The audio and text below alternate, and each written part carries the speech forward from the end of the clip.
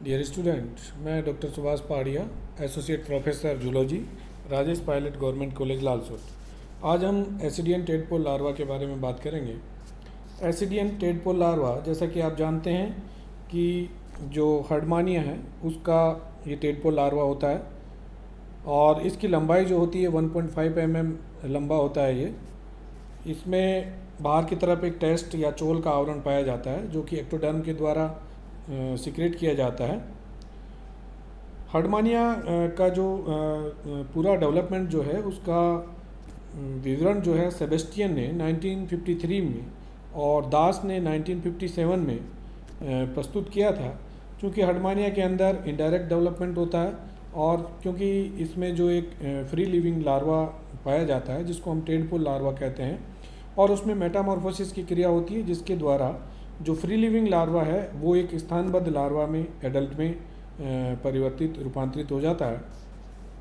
इसकी कुछ विशेषताएं जो होती है टेडपोल लार्वा की कि इसका जो हेड और जो ट्रंक रीजन है वो हेड और ट्रंक वाला जो रीजन है वो एक आगे की तरफ एक ओवल शेप अंडाकार होता है, पीछे एक लंबी टेल पाई जाती है इसके अंदर और आगे की तरफ जो इसमें प्रमुख संरचनाएं जो होती है एक्टोडर्मल सेल्स के द्वारा जो एडेसिव पेपिला है या आसंजन पेपिला का सिक्रेशन किया जाता है। तो आगे की तरफ इसमें अग्र सिरे पर एक्टोडर्म से निर्मित 3 एडेसिव पेपिला इसके अंदर पाई जाती है जिसमें 2 लेटरल होती है, 2 लेटरल डोर्सोलेटरल और 1 वेंट्रल मिड वेंट्रल जो है पाई जाती है। इसमें मेटामॉर्फोसिस की जो क्रिया होती है वो इसमें प्रमुख जो इसका लक्षण होता है कि इसमें रेट्रोग्रेसिव मेटामॉर्फोसिस पाया जाता है। तो जो एडवांस करैक्टर लार्वा के अंदर होते हैं वो वयस्क के अंदर वो लक्षण विलुप्त हो जाते हैं, यानी कि जो कोडेट लक्षण लार्वा स्टेज में है वो एडल्ट में जब मेटामॉर्फोसिस होता है तो उसमें वो विलुप्त लक्षण हो जाते हैं। इसलिए हम इसके अंदर जो कायांतरण होता है, प्रतिगामी कायांतरण, या उसको हम रेट्रोग्रेसिव मेटामॉर्फोसिस कहते हैं। आगे की तरफ इसमें जो सेंसरी वेसाइकल्स होती है या उसको हम ब्रेन कहते हैं, जो इसके जो ट्रंक रीजन होता है वहाँ पे ये सेंसरी वेसाइकल्स पाई जाती है और इसमें लार्वा में सेंसरी ऑर्गन की तरह कार्य करती है। इसमें 2 ओसिलाई या नेत्र उपस्थित रहते हैं। इनको फोटो रिसेप्टर या ये ओटोसिस्ट इनको कह सकते हैं, जो कि प्रकाश संवेदी या जो लार्वा के अंदर जो इक्विलिब्रियम है, संतुलन बनाए रखने का कार्य है, वो ये कोशिकाएं करती। ये जो डायग्राम आप देख रहे हैं, डायग्राम के अंदर पहला ए नंबर का जो डायग्राम है वो लार्वा का डायग्राम है। जो टेडपोल लार्वा है हर्डमानिया का, उसका लेफ्ट लैटरल व्यू जो है ये दिखाया गया है। इसमें प्रमुख रूप से जो आगे की तरफ जो मैंने बताया कि ओवल शेप्ड संरचना इसमें होती है और इसमें 3 प्रमुख संरचनाएं जो होती है वो एडिसिव पेपिला है जो कि एक्टोडर्म के द्वारा सिक्रेट होती है। आगे की तरफ इसमें माउथ पाया जाता है और पीछे जो सेंसरी पेपिला है, सेंसरी वेसाइकल्स इसके अंदर होती है और इसके अंदर ओटोलिथ जो इक्विलिब्रियम या संतुलन बनाए रखने का कार्य करती है वो संरचना इसके अंदर पाई जाती है। पीछे की तरफ एट्रियम और स्टोमक होता है जो फूली हुई संरचना आपको डायग्राम के अंदर दिखाई दे रही है। आगे का रीजन है वो ट्रंक रीजन और मेंटल के द्वारा आवृत होता है। इसके अंदर हार्ट पाया जाता है जो पेरिकार्डियम के द्वारा आश्रित होता है। पीछे की तरफ जो है नर्व कोड इसके अंदर होती है जो कि टेल रीजन के अंदर, पीछे की तरफ जो है टेल रीजन के अंदर जो है पाई जाती है, जहाँ से कई नर्व्स निकलती है और बॉडी के जो विभिन्न पार्ट है उनमें जाती है। दूसरा इसके अंदर जो बी वाला डायग्राम है वो वेसाइकल्स का जो है एनलार्ज किया हुआ है। इसमें वेसाइकल के अंदर या जो इसको हम सेंसरी वेसाइकल्स कहते हैं उसको एनलार्ज किया हुआ है। तो इसमें आगे का इसका हिस्सा जो होता है सेरिब्रल कोन कहलाता है। पीछे जो इसके अंदर होता है पोस्टीरियर डोर्सल ओसिलस और ओटोसिस्ट जो है संरचना जो संतुलन बनाए रखने का कार्य करती है, और पीछे की तरफ इसमें सेंसरी वेसिकल्स पाई जाती है। ये तीसरा जो सी प्रकार का जो डायग्राम है वो टेडपोल का जो टेल रीजन है वो टेल को शो कर रहा है कि इसमें दो फिन्स होते हैं, एक तो डोर्सल फिन और दूसरा वेंट्रल फिन। डोर्सल फिन आगे सिरे पर है और दूसरा वेंट्रल फिन इसके अंदर पाया जाता है। आंतरिक जो होता है उसमें एक्टोडर्म सेल्स पाई जाती है और इसमें जो मसल्स होती है डोर्सोलेटरल मसल्स और वेंट्रोलेटरल मसल्स बैंड, इसके अतिरिक्त इसमें लेटरल मसल्स बैंड भी पाए जाते हैं। तो ये इसका जो डायग्राम है वो टेडपोल का। अब इसमें चूंकि ये एडवांस करैक्टर इसके अंदर पाए जाते हैं। नेक्स्ट जो इसके करैक्टर्स हैं कि इसमें अंदर की तरफ जो है विसरत गैंग्लियन इसके अंदर पाया जाता है और जो एलिमेंट्री कैनाल होती है वो अग्र सिरे से शुरू होती है एंटीरियर डोर्सल सरफेस से, और पीछे की तरफ ये जो इसका ब्रेंकियल साइफन है और उधर से होती है फेरिंग्स और ईसोफेगस, स्टोमक, इंटेस्टाइन और अंत में रेक्टम के द्वारा बाहर खुलती है। एनस जो फेरिंग्स के अंदर इसके अंदर क्लोम रंध्र पाए जाते हैं, स्टिग्मेटा जिनको कहते हैं, और ये इसके अंदर 6 जोड़ी जो है ये स्टिग्मेटा पाए जाते हैं। ये स्टिग्मेटा जो होते हैं वो एट्रियम के अंदर खुलते हैं और एट्रियोपोर के द्वारा बाहर की तरफ खोलते हैं। हार्ट के अंदर पेरिकार्डियम होता है। ये हार्ट जो इसका पोजीशन होती है वो फेरिंग्स वाले रीजन के अंदर, जैसा कि अभी आपको डायग्राम में मैंने बताया था, डायग्राम में फेरिंग्स वाले रीजन में हार्ट होता है जो कि पेरिकार्डियम के द्वारा आश्रित रहता है। प्रमुख रूप से इसके अंदर जो मेसेनकाइम सेल्स है वो बॉडी के अंदर स्कैटर्ड पाई जाती है, फैली हुई पाई जाती है, और जो एक्टोडर्म है उसके नीचे की तरफ और पीछे की तरफ ये पोस्टीरियर रीजन जो ट्रंक वाला रीजन है वहाँ तक जो है इसमें ये सेल्स पाई जाती है।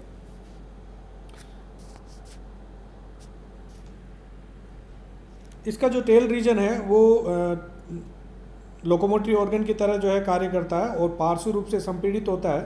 ये लगभग 9 mm लंबा होता है, 0.9 mm लंबा होता है, और इसके अंदर जो है कुछ जो है आड़ी तिरछी जो है लकीरें इसके अंदर या फिन रेज जो है पाई जाती है। इसमें नर्व कोड होता है, डोर्सल ट्यूबुलर नर्व कोड पाया जाता है, नोटोकोड और होता है जो कि नर्व कोड के नीचे। और तो ये जो कोडेड लक्षण होते हैं इसके नर्व कोड, नोटोकोड ये और फेरिंजियल गिल स्लिट्स, ये प्रमुख कोडेड लक्षण होते हैं तीनों जो कि लार्वा अवस्था के अंदर पाए जाते हैं।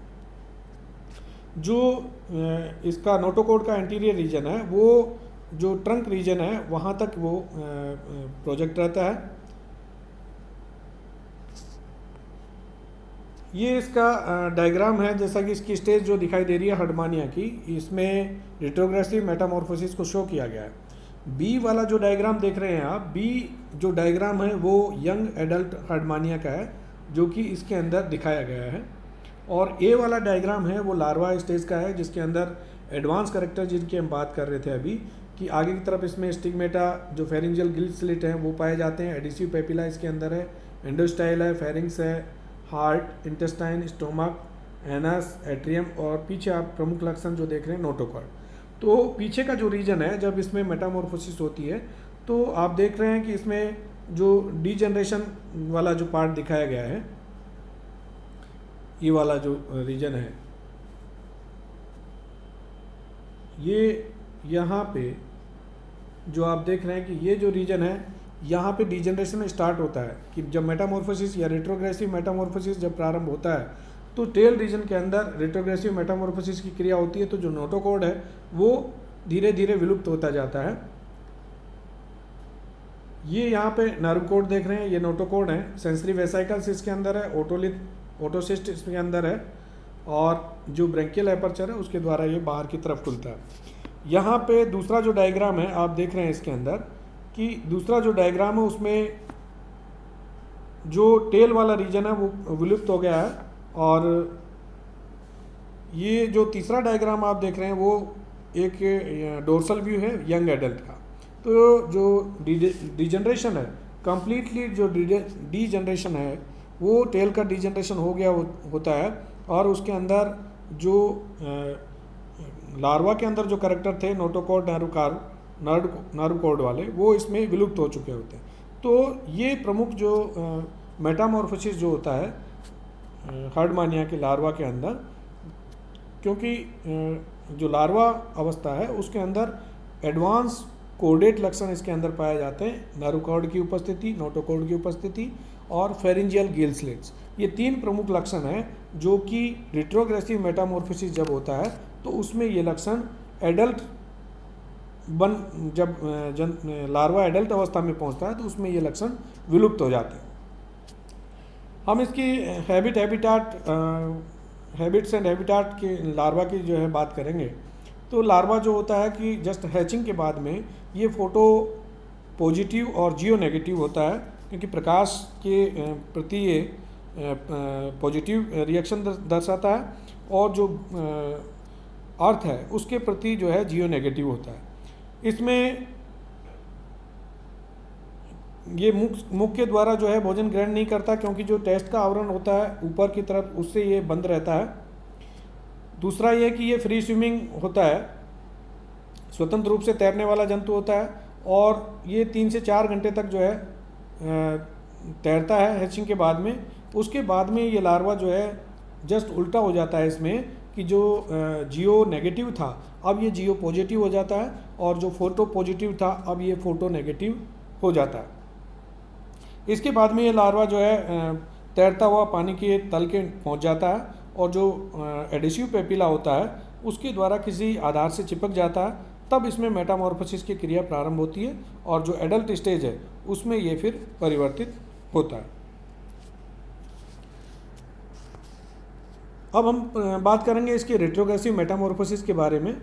मेटामॉर्फोसिस का जो मतलब होता है, मेटा का मतलब आफ्टर, और मॉर्फ का मतलब होता है फॉर्म मतलब आकार, और ओसिस का मतलब होता है स्टेट। तो इसकी जो पहली जो स्टेज थी उसके कायांतरण होने के बाद में उसमें क्या परिवर्तन आया, उसकी शेप में क्या चेंजेज आया, और उसकी आकृति में क्या चेंजेज आया, तो ये चेंजेस किस प्रकार के इसके अंदर होते हैं, ये हम जो है रेट्रोग्रेसिव मेटामॉर्फोसिस में बात करेंगे। रेट्रोग्रेसिव जो मेटामॉर्फोसिस होता है उसके अंदर इसमें जो एडवांस लक्षण है, यानी कि जो आपको मैं पहले भी बता चुका हूँ, 3 एडवांस लक्षण कौन कौन से, एक तो फेरिंजियल गिल स्लिट्स की उपस्थिति, नोटोकॉर्ड की उपस्थिति और नार्वकॉर्ड की उपस्थिति। जो एडवांस लक्षण है वो इसके अंदर धीरे धीरे जो है विलुप्त होना प्रारंभ हो जाते हैं, यानी कि उनका डीजनरेशन होना प्रारंभ हो जाता है, और इसलिए हम इसको जो है प्रतिगामी कायांतरण कहते हैं। तो जो एडल्ट जो होता है उसमें अपहासित लक्षण उत्पन्न जो है हो जाते हैं। अब कौन कौन से लक्षण इसके अंदर परिवर्तन जो होते हैं, एक इसकी जो प्रमुख लक्षण है इसके अंदर कि जो ये लार्वा है वो नॉन फीडिंग होता है, तैरने वाला होता है, और तीसरा लक्षण इसमें लेसिथोट्रोफिक। लेसिथोट्रोफिक का मतलब होता है कि ये अपने अंदर जो पीतक की मात्रा होती है वो रिजर्व रहती है, और उसी का ये भोजन के रूप में काम में ले आता है।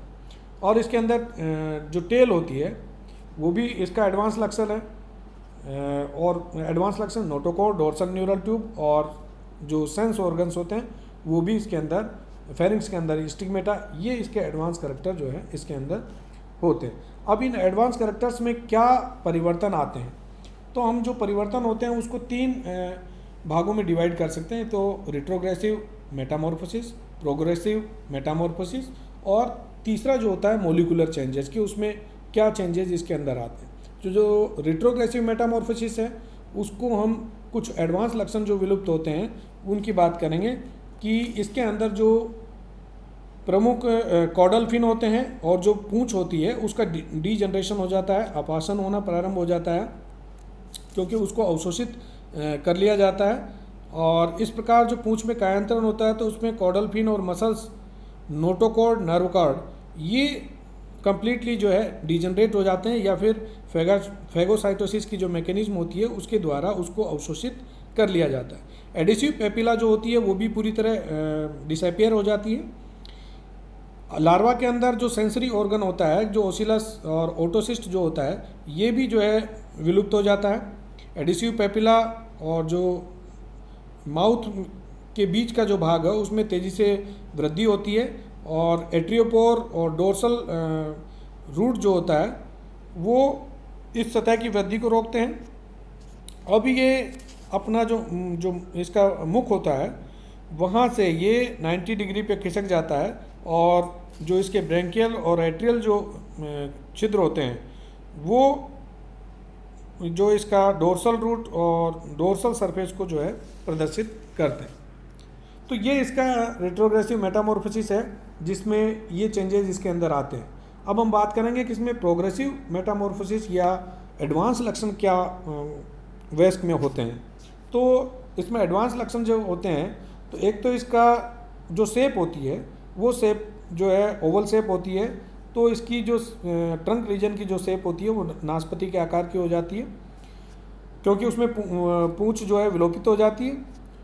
जो एडेसिव पेपिला होती है, दो छोटी एडेसिव पेपिला डोर्सोलेटरल सरफेस पे भी बनती है, तो लार्वा को वो किसी सबस्ट्रेटम से या आधार से चिपकाने में सहायक करती है।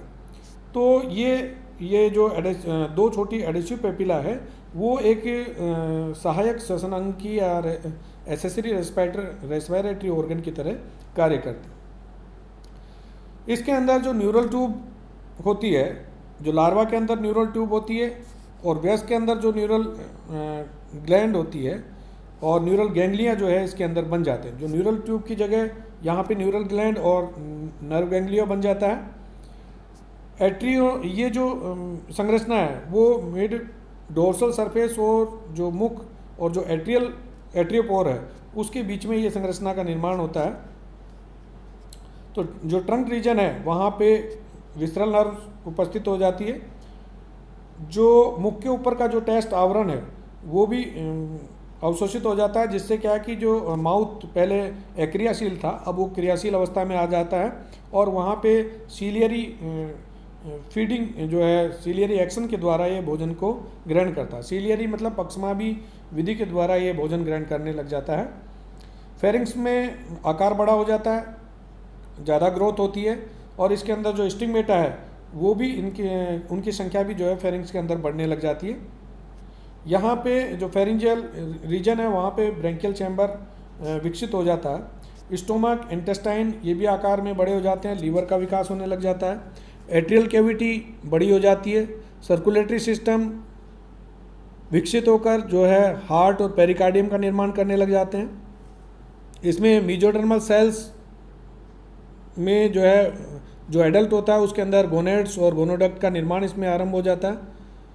टेस्ट के द्वारा पूरे जंतु को जो है घेरा जाता है, और इसके बाद में जो पीछे का रीजन होता है वहाँ पे एक फूड का निर्माण होता है, पाद का निर्माण होता है, जिससे जंतु किसी भी आधार सतह से चिपकने में सहायक रहता है। तो इस प्रकार एक जो तैरने वाला सक्रिय लार्वा अवस्था थी उसको एक कॉम्प्लेक्स स्ट्रक्चर में और जो कोडेट लक्षण वाला एक जो लार्वा होता है वो किसी नॉन मोटाइल और सिंपल और प्रिमिटिव कैरेक्टर वाले एडल्ट एसिडियन में कायांतरित हो जाता है।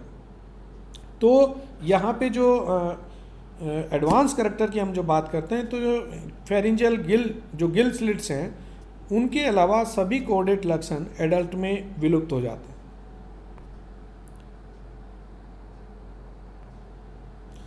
इसका सिग्निफिकेंस हम देखते हैं, एसिडियन लार्वा का सिग्निफिकेंस क्या है। तो पहला तो इसमें टैक्सोनॉमिक सिग्निफिकेंस है कि वर्गीकीय रूप से इसका किस प्रकार से महत्व है। तो जो कोवेलोव्स्की नामक एक साइंटिस्ट हैं उन्होंने इसके नेचर का पता लगाया कि इसका जो है टैक्सोनॉमिक महत्व क्या है। टैक्सोनॉमिक महत्व इसका इन द सेंस क्योंकि लार्वा अवस्था के अंदर नोटोकॉर्ड, नार्वोकॉर्ड ये इसके एडवांस लक्षण इसके अंदर पाए जाते हैं, तो कहीं ना कहीं इससे जो एसिडियन जो जंतु हैं वो कोर्डेटा समूह के साथ संबंध प्रदर्शित करते हैं। दूसरा इसका जो लक्षण है वो है फाइलोजेनेटिक सिग्निफिकेंस। फाइलोजेनेटिक सिग्निफिकेंस या जातिवृत्तीय महत्व जो होता है वो हैकल का जो सिद्धांत था, रिकैपिचुलेशन थ्योरी या पुनरावर्तन का सिद्धांत जो था, उसके आधार पर इसमें जो टेडपोल लार्वा होता है वो क्योंकि फ्री लिविंग होता है और जो अपने पूर्वज कशेरुके हैं उनको उनका जो विकास की जो धारणा है उसको ये दोहराता है, क्योंकि ये लार्वा अवस्था में ये एक स्थान से दूसरे स्थान पर भी जाता है, जो है अविकसित प्रौढ़ में ये बदल रहा है, नॉन मोटाइल में जा रहा है, मोटाइल से नॉन मोटाइल में भी जा रहा है, तो ये इसका फाइलोजेनेटिक महत्व दर्शाता है। तीसरा इसके अंदर एम्ब्रियोलॉजिकल सिग्निफिकेंस। एम्ब्रियोलॉजिकल सिग्निफिकेंस की हम बात करते हैं तो इसका जो एग होता है वो मोजेक प्रवृत्ति होता है, मोजेक प्रकार का होता है, और इसमें जो ऊप्लाज्म है वो भी डिफ्रेंशिएट रहता है और इसके अंदर निर्धारित प्रकार का विदलन पाया जाता है। एसिडियंस के अंदर जो रिट्रोग्रेसिव मेटामॉर्फोसिस जो पाया जाता है, अगर हम कोडेट की बात करते हैं तो वो केवल एसिडियंस के अंदर ही पाया जाता है। अंडे के अंदर जो कॉर्टेक्स वाला जो रीजन है और इसके अंदर जो पोलर और नॉन पोलर वाला जो रीजन है वो भी इसके एग के अंदर दिखाई देता है। तो इसका जो बायोलॉजिकल और हिस्टोकेमिकल जो है महत्व इसके अंदर पाया जाता है। Thank you.